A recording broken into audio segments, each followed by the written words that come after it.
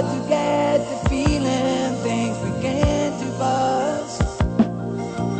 There'll be days when nothing's going right for you.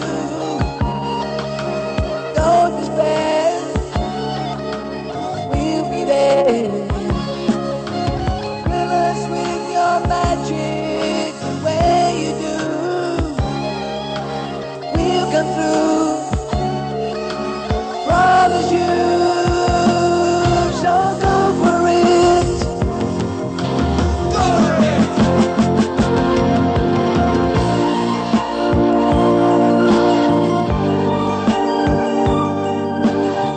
On a never-to-be-forgotten occasion, the seemingly impossible dream came true.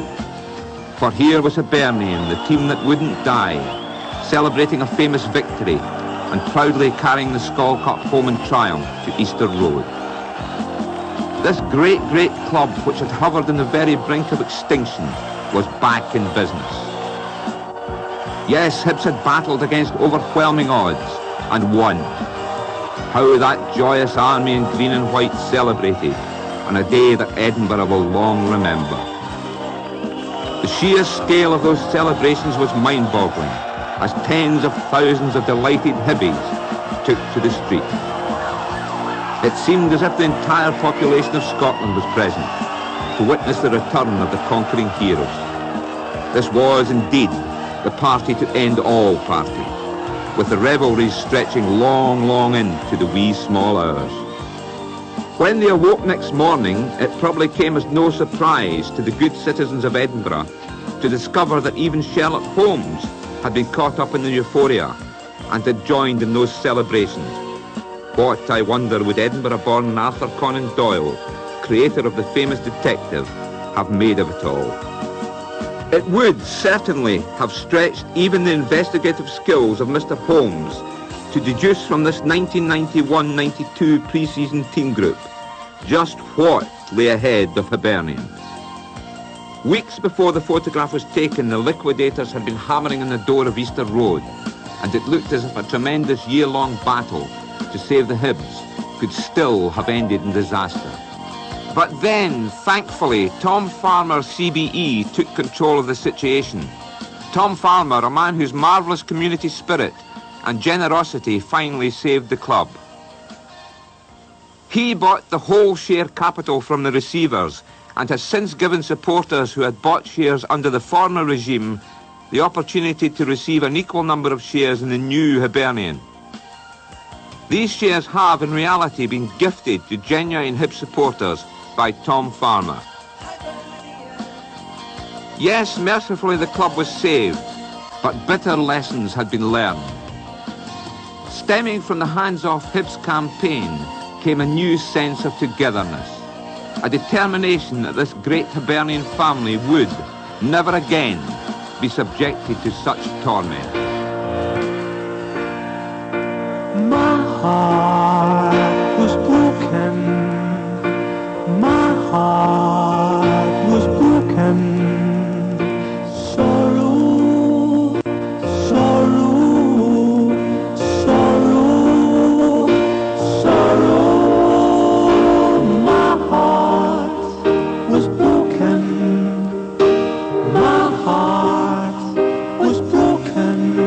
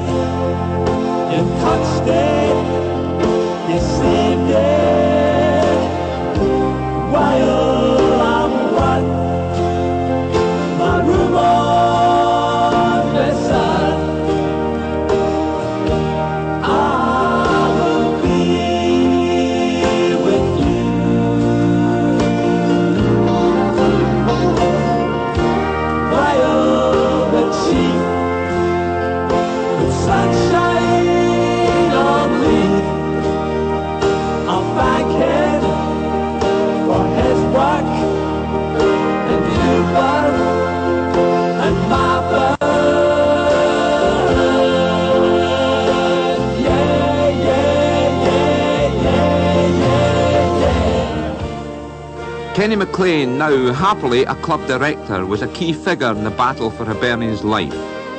At the height of the Hands Off Hibs campaign, he said, "Hibernian will never die. This old club will rise again like a great phoenix from the ashes." Kenny could never have imagined how quickly and how dramatically his prediction would become reality. After a poor season during which the threat of extinction was ever present, Hibs kicked off the 1991-92 campaign in confident mood. The spectre of liquidation had vanished, those storm clouds were dispersed, and unknown to anyone, the silver lining was just around the corner.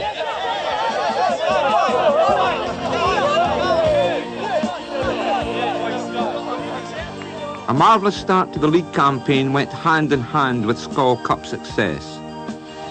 Stirling Albion were beaten 3-0 at McDermott Park. Kilmarnock were defeated 3-2 at Rugby Park. And in the quarter-finals, Hibs were back in Ayrshire, recording a 2-0 victory over Ayr United. Drawn to play Skol Cup specialist Rangers in the semi-finals, few out with Easter Road believed that Hibs could topple the Glasgow Giants. On reaching Hampden, the door of the team bus wouldn't open. Alec Miller must have wondered if it was going to be one of those nights.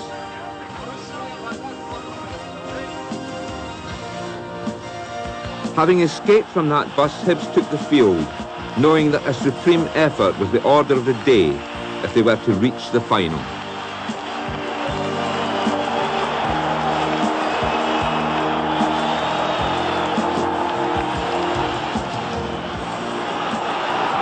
Right, it might reach him. And when it did, he couldn't make clean enough contact as Gorham came off his line, and Rangers really looked as though they were still settling to this late change in their back line without Richard Gough tonight. Here's Durat. Might hit it.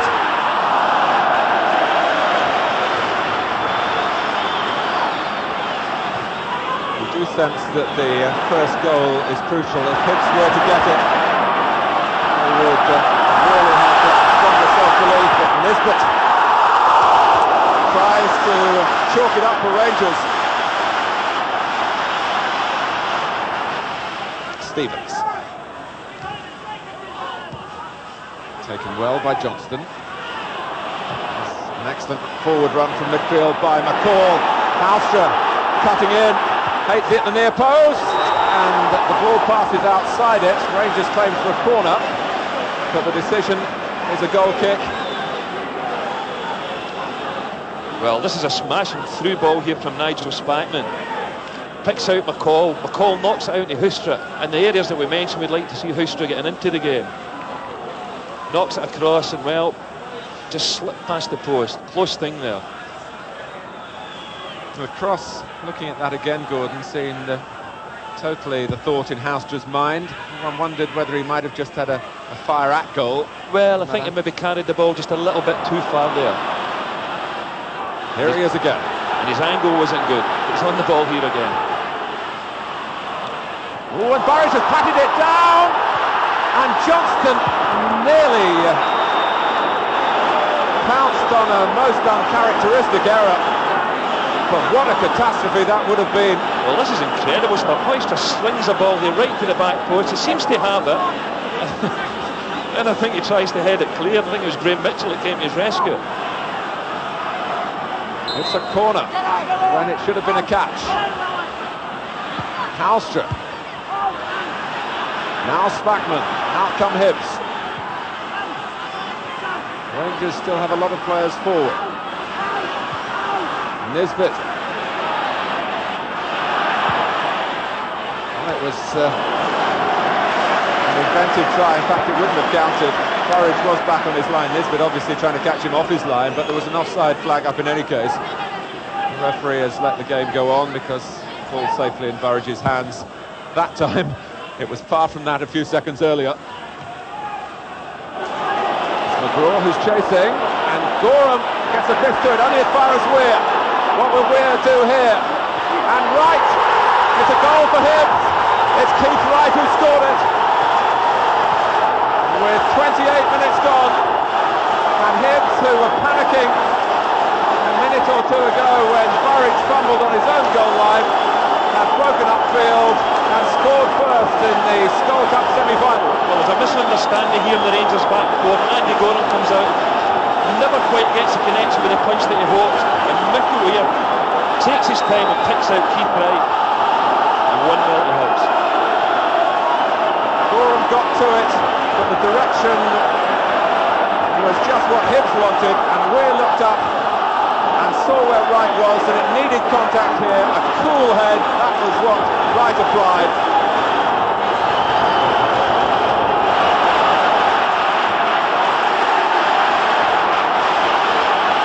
Now Weir. It's over Wright. McGraw might line it up. Opted instead for the cross. Oh, and Weir. It's still Mickey Weir. Is this two? Gorham outwitted Weir when Rangers were about to shoot themselves in the foot again. Well, this is great attacking play. Matt McGraw swings over a ball here. I think it's Ian Duran that never quite gets it away. It falls back into Mickey Weir's path, and Andy Gorham pulls off a terrific save.